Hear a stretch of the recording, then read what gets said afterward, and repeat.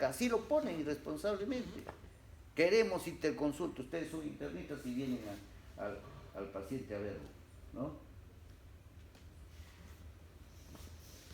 Paciente con insuficiencia cardíaca, van a ver ustedes, no tiene ingurgitación yugular, está con 70 de frecuencia. ¿Dónde está la insuficiencia cardíaca? Así tenga una cardiopatía, no esté en insuficiencia cardíaca. Y eso a cada rato nos ocurre, ¿no? Y la presión arterial.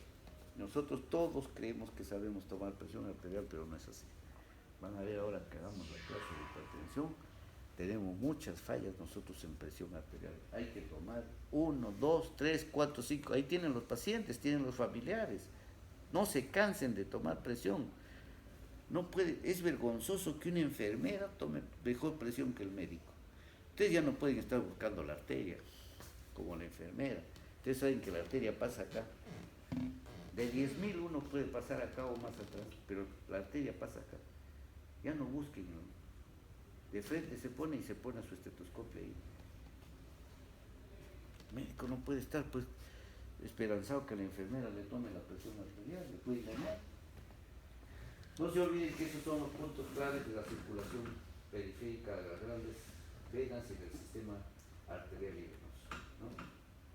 Ahí tienen ustedes, acá lo he puesto porque acá en esta parte se presentan a veces los aneurismas de aorta abdominal, aorta torácica, y acá los aneurismas de aorta de Callao, acá, ¿no? Entonces es importante, acá van a ver bastante patología cardíaca. Cuando se hace cateterismo se toma esta arteria acá, la femoral, y se sube. ¿Ya? Ahí tienen más o menos ustedes la parte anatómica para que no se olviden, ¿no? Yo desde que entro a la sala estoy viéndole la cara al paciente.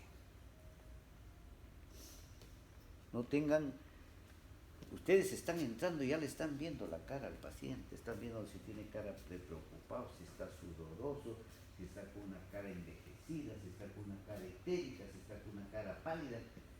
Es importantísimo lo que hacen en ectoscopía. Se olvidan de la ectoscopía. No pueden olvidarse de la ectoscopía. Miren en cara lo que vemos. Una cara botagada y es un paciente cardíaco. No es que está gordito, es un paciente cardíaco abotagado, ¿no? Por la mañana, después a las 2 horas van y lo ven diferente, que le bajó el edema. Cara cushinoide. Típico, ustedes ya conocen lo que es una cara cushinoide, una cara redonda, ¿no? Que es típico de cuando el paciente está con una pericarditis o una estenosis pulmonar. No es un paciente que consume corticoides, ¿no? Cuando hay venas cervicales ingurgitadas, las venas cervicales están recontra ingurgitadas, ¿qué veo yo? Estenosis tricuspidia, mediastinitis toitita, las venas están dilatadísimas, un cuello tremendamente dilatado, ¿no? Y en la tricomía mitral, ¿qué significa la tricomía mitral? Esto se ve en los pacientes con patología mitral, sobre todo en las estenosis. Va a haber cianosis de labios, orejas, nariz y en la parte distal, en las uñas. Va a haber rubicundez de mejillas. Las mejillas se presentan como esos que bajan recién de Cerro de Pasco, todos chapositos, ¿ya? Y el resto de la cara va a permanecer pálido. Muchas veces estos pacientes van a estar ictéricos, porque ya están yendo a la insuficiencia cardíaca derecha. No se olviden que la estenosis mitral cierra la válvula, incrementa la presión y se produce la hipertensión pulmonar y empieza a circular más sangre venosa. Entonces hay insuficiencia cardíaca derecha a corto plazo, ¿no? Facies aórtica. La facies aórtica es característica también. El paciente va a permanecer pálido, color de cera, ¿no? Alabastrino, color del alabastro. El alabastro es una piedra que se usa, en Europa no usa más, que es de color blanco, aporcelanado, ¿no? Pacientes van a simular exoptalmos, van a aparecer hipertiroideos, ¿no? Son los famosos pacientes cardíacos blancos que se llaman. Esa es la fascia aórtica, ¿no? Entonces presentan todos los pacientes que tienen valvulopatía aórtica, insuficiencias aórticas severas, en insuficiencias aórticas severas, ¿qué vamos a ver aparte? Vamos a ver las famosas sacudidas carotidias, ¿no? Teníamos un presidente que está fugado, que hacía esto. No, esa es la sacudida carotidia, típica, un signo de Busset. Bueno, ese paciente no tiene insuficiencia aórtica, esto se da en los pacientes. Tenemos otro tipo de pacientes que ojalá lo vean, no se ve casi, donde tiene una frente amplia, tiene dientes separados, hipoplásicos, tiene orejas deformes, mal implantadas, una más arriba que la otra, hay estrabismo, ¿no? Tiene una serie de las mejillas caídas, labios gruesos y la boca entreabierta con los dientes superiores pequeños, hipoplásicos, les decía, y tiene cierto retraso mental. Es típico de la estenosis supravalvular aórtica. No lo van a ver mucho, pero está bien para que lo sepan ustedes. Estos pacientes a veces tienen hipocalcemia idiopática asociada. Son características de la fase de facial, ¿no? O en la fase pueden ver también cianosis y pulsación yugular, en el caso de las valvulopatías tricuspidias, que eso ya insuficiencia cardíaca derecha, ¿no? Entonces van a ver ustedes el paciente cianótico y con una pulsación permanente acá yugular. Va a haber palidez seria, ya lo dijimos, en la endocarditis reumática simple, no lo vemos, ya no lo vemos, la endocarditis reumática ya no lo vemos nosotros ahorita porque ya el paciente viene hasta de provincias con tratamientos antibióticos, ¿no? Porque antes se veía, ahora ya no lo van a poder ver, solo queda para la teoría. O podemos ver una facies, antes les decía, la facies envejecida. El paciente viene con una cara 40 años y parece de 70. Una facies envejecida, con cabello blanco, con arterias temporales sinuosas, parece un viejito, ¿no? Nariz y mejillas con vasos cutáneos dilatados, parece que ha tomado licor, ¿no? Este es típico de la esclerosis miocárdica, se llama la facies miocárdica de Juchard, ¿no? Facies envejecida, acuérdense. O fases de ansiedad, pues. Este ya es una fase de ansiedad, angustia, sudoración, que lo vamos a ver en el infarto de miocardio agudo, ¿no? Típico. También es importante que nosotros veamos a la actitud y postura, ¿no? Nosotros entramos y ¿cómo está el paciente? Característica, está normal. Y yo lo veo en posición semisentada, con 3 almohadas o el catre, lo obligaba a que el catre lo pongan casi inclinado. Ya está el paciente en decúbito. Eso fíjense, la mayoría se les pasa. ¿Cómo está tu paciente? No le veo ninguna característica, sin embargo está semisentado el paciente. El paciente no se pone en esa posición porque quiere, sino por necesidad, ¿no? Insuficiencia cardíaca izquierda, hay disnea de decúbito, ¿no? Entonces por eso usa almohadas, o se pone de pie frecuentemente. Cuando haya sistolia derecha, cuando haya trastornos del ventrículo derecho, ¿no? Es cuando hay valvulopatías tricuspidas. Ya en este caso, el paciente ya no se pone disneico, acuérdense, no hay disnea.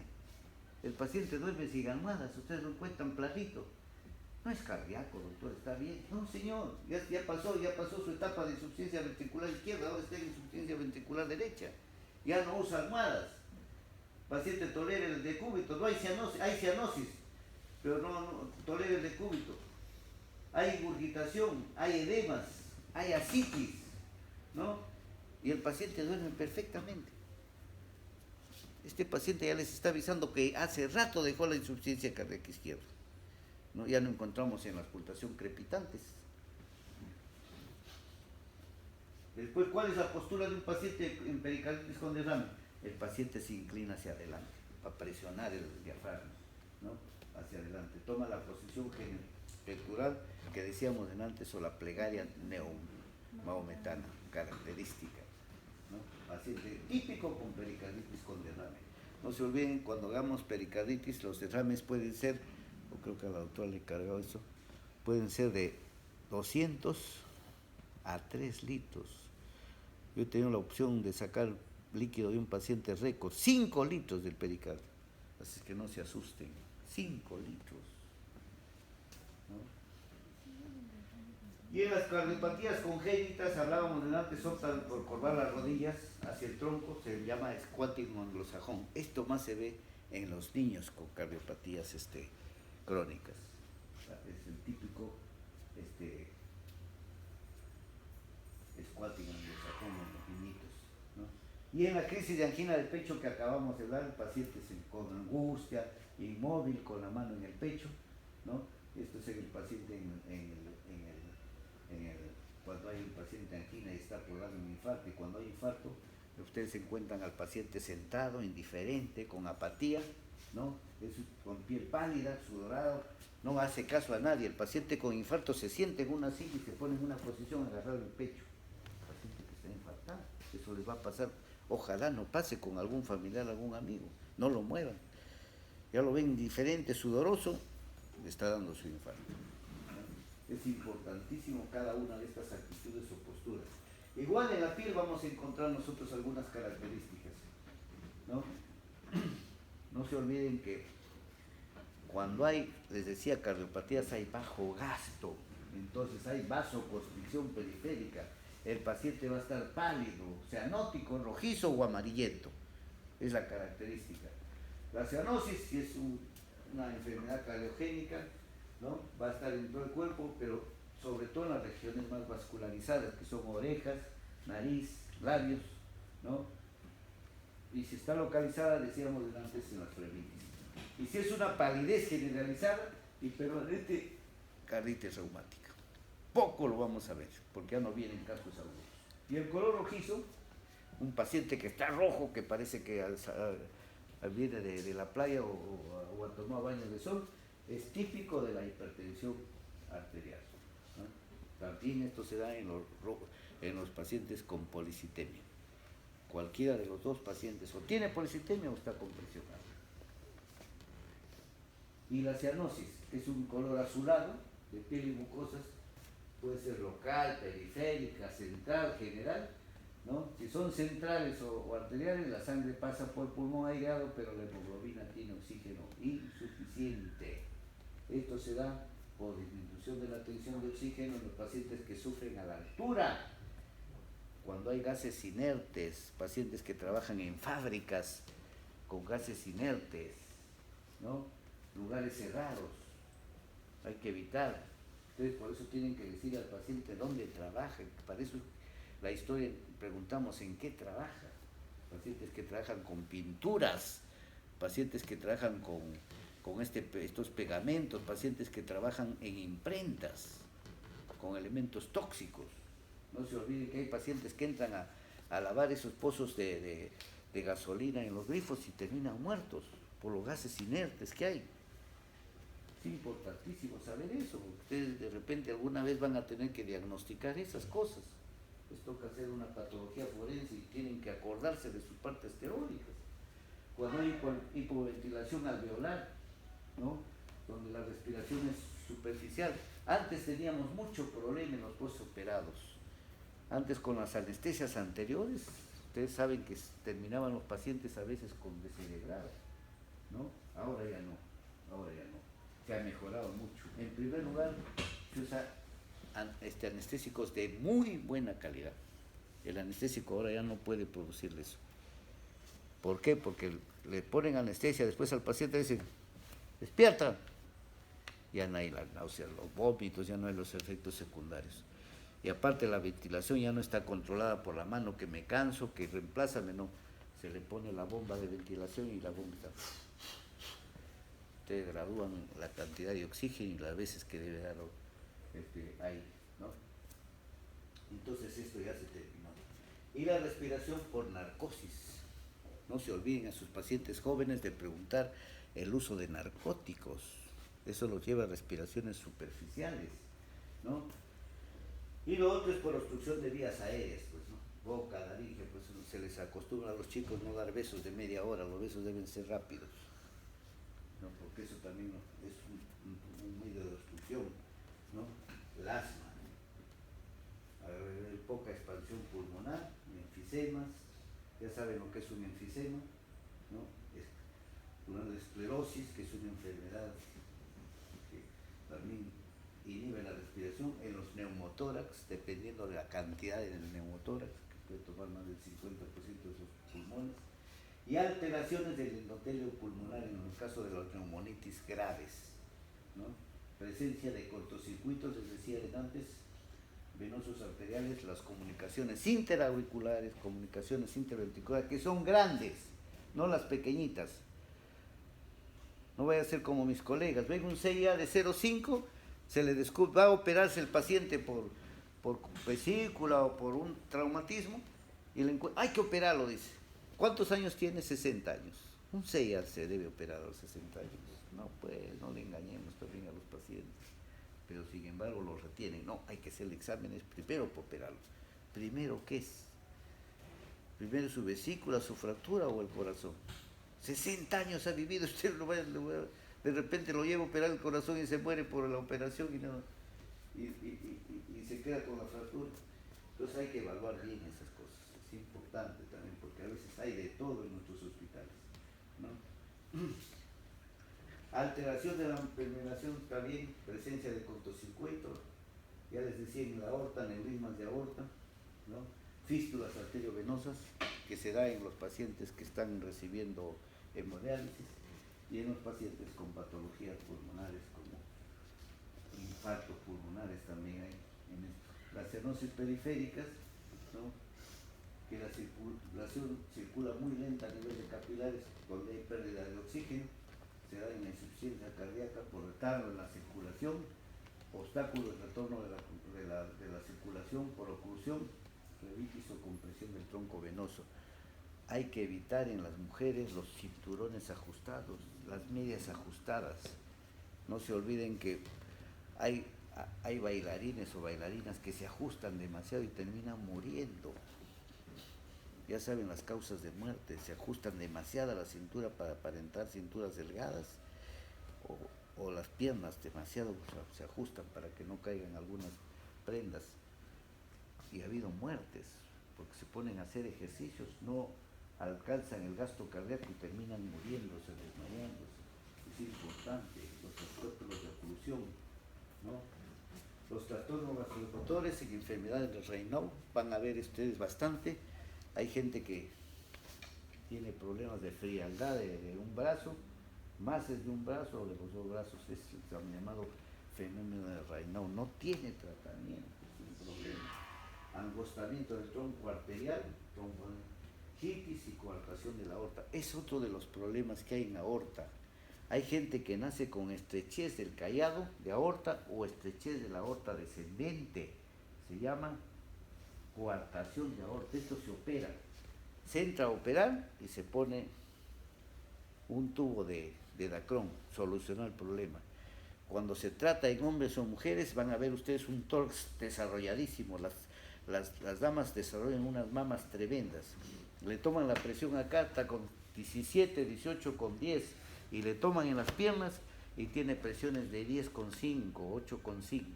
Entonces, con ese diferencial de presiones nomás ya están ustedes haciendo diagnóstico de la famosa coartación de aorta. No se olviden. Es fácil de solucionar con una cirugía. O puede haber cianosis por alteración de la hemoglobina, que es ocasionada por metamoglobinemia, tóxinos exógenos como anilina, nitrito, bromuro, endógenos, nitritos en el intestino. Nosotros decimos, pero esto es raro. ¿Ustedes creen que nosotros no nos podemos enfermar de nitrito del intestino? Sí. Y sí por esto, porque consumimos. ¿Dónde consumimos? En las carnes secas, en los embutidos. Yo no consumo nitrito, mentira, estamos consumiendo en las carnes secas, en todos los embutidos, ¿no? O hemoglobinopatías familiares congénitas también que hay, que es más raro, sulfohenoglobinemias, intoxicación por hidrógeno sulfurado en los que trabajan en algunas industrias donde se produce ácido sulfúrico. En el tejido celular subcutáneo no escapa también las alteraciones. Se pueden notar petequias, puntiformes en sábanas o equimosis propios de la carditis reumática o de la endocarditis. La endocarditis se caracteriza eso porque van a haber puntos como picaduras de pulgas, característico de la endocarditis, ¿no? Entonces, por eso es que es bueno observar, les decía desde el comienzo, tórax, ¿no? Los eritemas anulares, propio de la carditis reumática activa, ya no lo vemos. Todos los cutáneos se ve todavía en algunos pacientes que vienen con carditis crónica, sobre todo de tipo reumático, ¿no? Nódulos de Meide también, nódulos de Osler, propios de la endocarditis maligna. Poco vemos endocarditis maligna, poco vemos, más vemos endocarditis agudas, ¿no? Y congestión hepática, que es típico de la insuficiencia cardíaca derecha. La congestión hepática causa hepatomegalia, aparece ahí dice en insuficiencia cardíaca derecha, reduce el flujo sanguíneo hepático con anoxia de los hepatocitios, van a causar necrosis hepatocitaria, centrolobular, que es dolorosa, hay distensión de la cápsula, ¿no?, de Gleason, ¿no? Hay fibrosis hepática intensa, se llama el hígado de éxtasis, y esto se observa en la insuficiencia cardíaca derecha, en la pericarditis constrictiva, siendo el lóbulo izquierdo el que crece primero, ¿no? Es de consistencia dura, ustedes van a encontrar un hígado hasta de 20 centímetros, que está casi acá, casi cerca a la pierna, ya está el hígado crecido. Ustedes, lindo es verlo ahí, un hígado tremendo, crecido, ¿no? Consistencia igual de rojo, doloroso de la presión. En estos pacientes puede haber ictericia, que confunde una enfermedad hepática o una enfermedad vesicular, pero es por la congestión hepática, ¿no? También esta congestión pulmonar lo encontramos, pero esto en insuficiencia cardíaca izquierda. ¿Qué encontramos? Estertores, creemos que es una neumonía. Hay crepitantes, hay alveolitis exudativa. Este es típico de la insuficiencia ventricular izquierda, es el signo precoz en aparecer y desaparece con la utilización de diuréticos, ¿no? En las cardiopatías derechas no hay éxtasis, ya dijimos antes, no hay éxtasis pulmonar, no hay crepitantes, nada, ¿no? Solo en la izquierda. Puede haber derrames pleurales debido a insuficiencia crónica del ventrículo izquierdo, trasudados, derrames de la cisura superior derecha, ¿no? Suele haber tos seca, dijimos al comienzo que la tos en el cardíaco es seca, no productiva, ¿no? Y en el examen físico preferencial, les decía de antes, no podemos dejarlo en manos de la enfermera, nosotros tenemos que tomar un pulso arterial, ¿no? ¿No? Tomaremos en cuenta la frecuencia con un reloj, y por minuto, 120 vamos a encontrar a 140 en niños de 0 a 2 años, 110 de 2 a 6 años, varía con las edades, 100 de 6 o 10 a menos de 10 años, y 66 en los hombres adultos, 74 en las mujeres. Pero eso no es así, porque si yo hago ejercicio y una de sus compañeras hace bicicleta todos los días, su frecuencia no es 60, puede tener una frecuencia 50. Y eso nos va a pasar, les va a pasar a ustedes. A mí me pasa cada rato, ¿no? El otro día llega un chico de 32 años al hospital a operarse y no lo querían operar, porque el residente dice, mientras no te pongan marcapaso no te toco. Tenía 48 de frecuencia. Entonces va el médico jefe y le dice, ¿qué tienes? Que no te han programado. ¿Te cansas? No. ¿Qué haces? Un trabajo normal. Ah, que venga a verlo el doctor Sandoval. Entonces me dice, venga a verlo porque están pidiendo el marcapaso, voy y lo veo. No, solo dos preguntas le dice. Lo veo muchacho, fornido, todo. ¿En qué trabajas? Soy cargador en el mercado de frutas. ¿Saben lo que significa eso? Se mete 10 cajones de mango encima con 40 kilos cada uno, 200 kilos encima. Es un hombre porque hace ejercicio desde las 4 de la mañana. Necesita marcapaso. Su frecuencia es normal. Entonces es importante, esto que les pongo como ejemplo es importante para que ustedes pregunten. No voy a ser como estos residentes que no querían operar porque tenía 48 frecuencias, 46. Entonces es importantísimo la frecuencia cardíaca.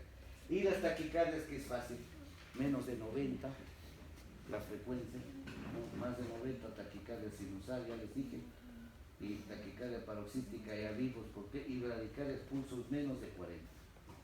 Menos de 40, 38, 35, sí hay que verlos. Es importante verlos si hay sintomatología y si hay edad, son bloqueos auriculoventriculares que terminan con su marcapaso.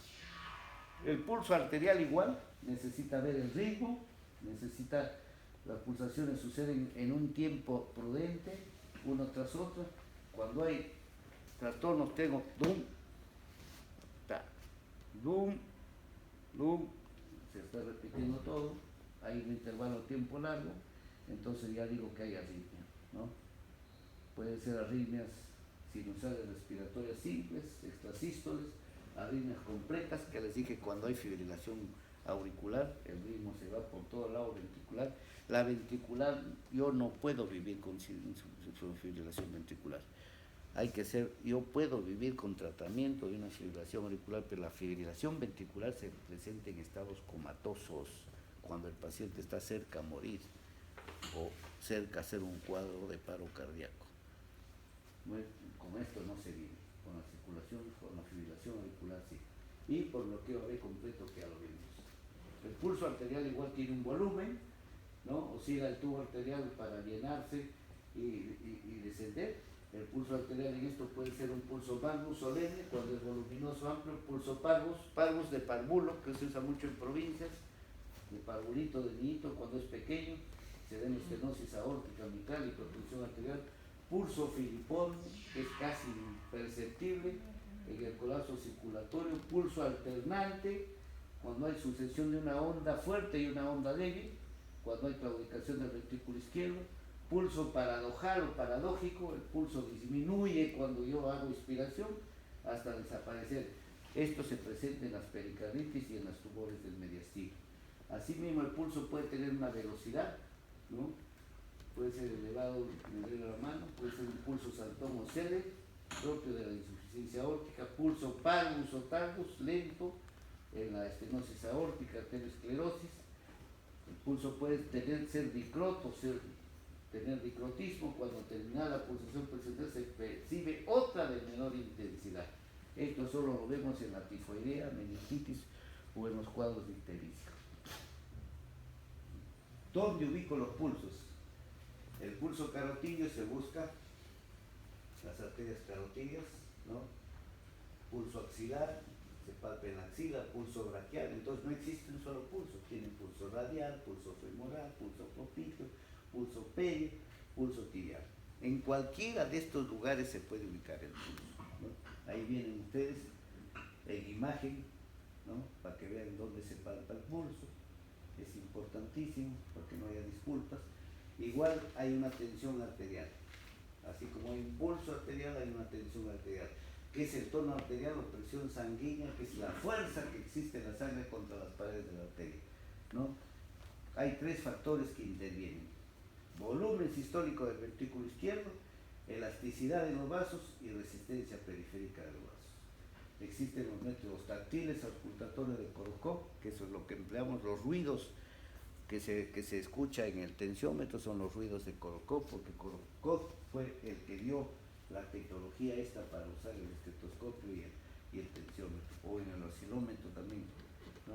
Entonces la tensión arterial se mide con esto. Antes teníamos el que era lo mejor, el tensiómetro mercurial, pero como el mercurio se ha visto que es recontra tóxico cuando se rompen los tubos de mercurio al caerse, ahora se está usando mucho y ya vendrán los digitales, igual que los termómetros están desapareciendo por el mercurio, ahora se usa el termómetro digital más, se está usando por la toxicidad del mercurio, ¿no? Las presiones ya saben ustedes que hay dos tipos de presiones. La presión normal que tenemos de 120, 110, 80, 70, pero hay una presión baja normal de una gran cantidad de pacientes, ¿no? Que es la presión de 100 con 50, 100 con 60, 90 con 60, es normal para un grupo de pacientes. Entonces hay que saber cuál es su basal. No vaya a ser que a ustedes les toque un paciente de 80, 50, está hipotenso, se me va. No es así. Hay que saber, el paciente debe saber, ¿no? Esta es otra de las cosas que nos estábamos olvidando, la presión venosa central. Cuando estudia el doctor Jara, nosotros no teníamos, para ver volumen sanguíneo, teníamos que ver presión venosa central. Esto fue cambiado completamente cuando vino los Swan-Ganz. ¿Pero qué era el Swan-Ganz? Había que ponerle un catéter por la vena o por una vena de acá, o hacer una cirugía y ponerle el catéter. Era un catéter con 3 vías que iba a un monitor, a un oscilógrafo, ¿no? Y ahí nos daba el volumen, porque ese catéter iba con la punta tenía una punta metálica que iba al ventrículo derecho y nos daba el volumen de la sangre, ¿no? Ese catéter necesitaba el catéter que costaba $300 más el equipo. Pero eso terminó cuando vino el SIDA. Viene el HIV, entonces ese catéter no se podía reusar, ahora ya no se usa. Dejó de reusarse por el costo. Entonces, de repente regresamos a esto. Y eso lo que nos medía ese catéter no es otra cosa que la presión venosa central, que corresponde a la presión sanguínea a nivel de la aurícula derecha y la vena cava, ¿no? Que determina la volemia y el estado de la bomba cardíaca y el tono muscular. Miren todos los datos que da. Los dolores normales son de 0 a 5 centímetros de agua en la aurícula derecha y de 6 a 12 centímetros en la vena cava. 1 milímetro de mercurio equivale a 1.36. Todo eso nos daba. ¿Y en qué consiste? Este era el famoso Songán, pero iba conectado a un monitor. Y este es el equipo de presión venosa, que es una cinta métrica de plástico, esas que usan las astres, y una vía de venoclisis, nada más. Se pone un catéter de venoclisis que avance bastante, porque hay catéteres grandes, y se conecta con una llave de 3 vías, y termina así. Un frasco de cloruro de sodio, ¿no? Acá está el centímetro pegado con esparadrapo, y se pone esto, el cero debe estar a la altura del hombro de la cama. Entonces yo abro la llave de 3 vías, suelto el cloruro de sodio, que pase un poco y después abro la llave que va acá, al otro catéter que está midiendo. Entonces la presión del ventrículo avienta y me va dando la medida acá en centímetros. Se acabó. Practiquísimo. Con una llavecita de 3 vías. El costo no es más de 10 soles. Y hace el volumen todo. Este era lo que usábamos antes y ojalá se regrese a eso. Les está dando una gran cosa. Está dando hidratación del paciente, todo. Ya se está usando en algunos hospitales. Sencillísimo, con 10 soles tienen todo, ¿no? Y esta es la auscultación. En la auscultación tienen ustedes diástole y sístole. ¿Qué pasa con la sístole? ¿Para qué haya sístole que hay? Se cierran las válvulas semilunares. ¿Y para qué haya diástole que hace? O hablamos diferente. Para que haya sístole se cierra la válvula mitral y se abre la válvula aórtica. Y para que haya diástole se abre la válvula mitral y se abre la válvula tricuspidia. Y acá, en esto se abre la válvula aórtica y se abre la válvula pulmonar. Ahí tienen las 2 etapas de sístole y diástole. Entonces, para esto, para ocultar, tenemos nosotros 5 puntos. Ángulo de Luis, segundo espacio. Foco aórtico, accesorio aórtico, y acá está, no, accesorio pulmonar, foco pulmonar y accesorio aórtico. Acá tenemos foco, ¿qué foco? Bicuspillo, y acá en línea media clavicular que está, foco mitral. Acá está mejor, ahí ven, foco aórtico, foco pulmonar, foco mitral y foco tricuspillo. Entonces no se deben olvidar. El primer ruido, ¿por qué es causado? Por la sístole ventricular, que aparece 55 segundos después de la onda del electrocardiograma. El segundo ruido es más breve, más agudo en el primero, es más intenso en la base, donde puede impresionarse como unidad. El tercer ruido, hay 4 ruidos, pero con que ustedes escuchen los 2 primeros se acabó. El tercer ruido, para que sepan, debido a la obligación del músculo ventricular, la relajación que causa por el llenado abrupto rápido del ventrículo izquierdo, ¿no? Y por la puesta en tensión de la válvula mitral. Y el cuarto ruido, que obedece a la puesta en tensión de las válvulas auriculoventriculares, como el miocardio ventricular, es debido a la aceleración del llenado final diastólico, es el cuarto ruido, ¿no? Entonces, ¿cómo son los ruidos? Dum, ta. El primero y más prolongado, el segundo es seco. Tum, ta, tum, ta, tum, ta. Así de fácil. Si el primero se prolonga, ya estamos hablando de soplos. ¿Qué es un soplo? Es un sonido que obedece a vibraciones generadas por el flujo sanguíneo turbulento derivado de un brusco aumento de la velocidad. ¿Cuáles son los soplos orgánicos? Casi siempre somos los sistólicos. Son sistólicos, diastólicos y sistodiastólicos. Frecuentemente son unifocales. Van a dar tril. ¿Y el tril cómo se palpa el tril? Ponen la mano acá y es como si estarían la mano encima del capó o encima del lomo del gato. La intensidad va a ser de 2 a 6. ¿Cómo escribo? 1 sobre 6, 2 sobre 6, 3 sobre 6, 4 sobre 6, 5 sobre 6, 6 sobre 6. Es la intensidad del soplo, ¿no? Es de irradiación típica, no desaparece con tratamientos. Los soplos funcionales nunca somos los históricos, nunca son diastólicos, solo son sistólicos. Frecuentemente son ¿qué? Polifocales, pueden escucharlo en todos los focos. No hay tril, la intensidad nomás es de 1 sobre 5 en la escala de Levy, porque para estos soplos se usa la escala de Levy. No tiene irradiación típica y mejor o desaparece con los tratamientos, ¿no? Entonces ahí tienen. Primer ruido cardíaco, dum, sístole. Segundo ruido, ta, diástole, más corto. Soplos, la prolongación de ruidos. Si digo yo soplo sistólico, dum, ta. Si digo soplo diastólico, dum, ta. Soplo continuo, dum, ta. Soplo continuo, ¿dónde hay? Cuando hay persistencia del ductus arterioso, se llama también soplo en maquinaria. El PCA es el único que tiene soplo continuo, soplo sistodiastólico o soplo en maquinaria se llama.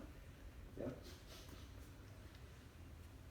Entonces, cuando son leves, 1, grado 2 sobre 6, son anorgánicos, son funcionales, se puede presentar en anemias, en gestantes, en pacientes que hacen ejercicio exagerado, etc. Agudos, que son ya orgánicos debido a daños valvulares, 3 sobre 6, 4 sobre 6, 5 sobre 6, así se escribe. Graves, ya son orgánicos netos, hasta con la mano lo palpan, ¿no? Son, ¿cómo se describe? 6 sobre 6, 1 sobre 6, 2, ahí está cómo se describe, ¿no? ¿Cuál es el lugar que dan los soplos? ¿De dónde aparecen? De las válvulas que están dañadas, en el septum aurículo ventricular o septum auricular, ¿no? Aurículo aurícula, ventrículo ventrículo, ¿no?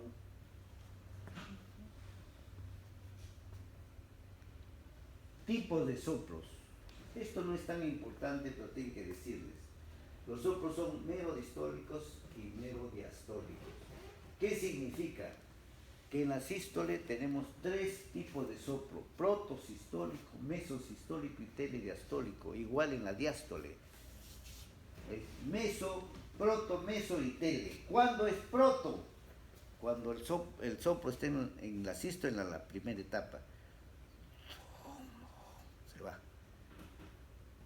Proto, cuando empieza el dum y recién escucho el soplo en la mitad, mesosistólico. Y tele, cuando el soplo recién esté en la parte final. Pero eso no lo van a ocultar. Esto es para que ustedes tengan entendimiento y conozcan que existen estas variedades de soplo para el cardiólogo. Ustedes con que aprendan y nunca se olviden a saber lo que es un soplo sistólico y un diastólico, estamos más que felices. Porque la mayoría de médicos ya no saben escuchar un soplo. Pero ojalá ustedes nunca se olviden de esto, lo van a escuchar.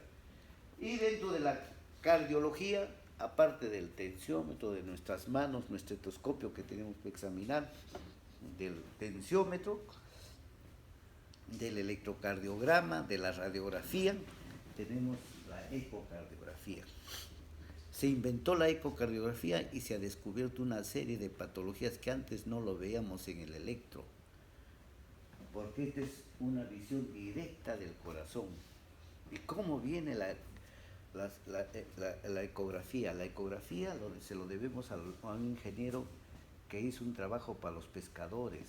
Ustedes de repente han escuchado que antes los pescadores metían una sonda de cristal que se llamaba el sonar. Inventaron primero con sonido, acá hay pescado, después ya su pantallita, van perfeccionando, y en la pantallita veían y veían dónde está la cantidad de pescado, lo seguían. Eso alguien dijo, pero si ahí se da, ¿por qué no empleo en el corazón? Y empezó en el corazón primero empieza el eco modo M, que era con sonido nomás, con sonido, y se veía qué válvula estaba obstruida, todo. Ahora ya no, ahora se ve así la imagen directamente, pero ahí empieza para que tengan una idea, ¿no?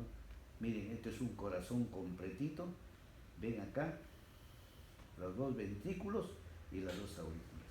Ven el septum, pueden ver si está el septum dañado, pueden ver si acá hay un C y B, pueden ver acá si hay un C y A. Pueden ver cómo está la válvula. Acá, ¿cómo está la válvula? Cerrada, estrecha, hay una estenosis mitral. Miren todo lo que nos da.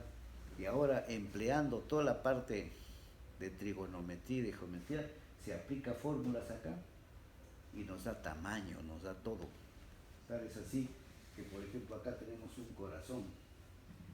Se mide acá y se mide de acá para acá y se mide de acá para acá y nos da exactamente la cantidad de líquido que hay en el corazón. El derrame, esto todo es un derrame y acá está el corazón ajustado con sus 4 cámaras. Mire, el ecocardiografista le dice, hay 900 centímetros y hay 900 centímetros de líquido. Hay 2 litros y hay 2 litros. Ya no hay error porque esto ya es matemático, la máquina lo da todo.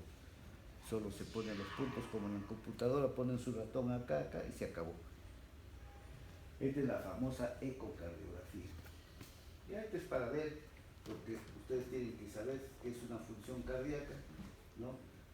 Precardio, la fuerza que desciende el músculo relajado en condiciones de elongación de la fibra miocárdica, esto lo van a encontrar como teoría cada rato. ¿Qué es precarga? ¿Qué es poscarga? Que algunos emplean. No es nada del otro mundo. Poscarga es la fuerza contra la que se lucha el músculo, ¿no? Es la fuerza que se opone al vaciamiento del músculo. Creo que con esa parte hemos terminado las 2 clases que nos toca hoy.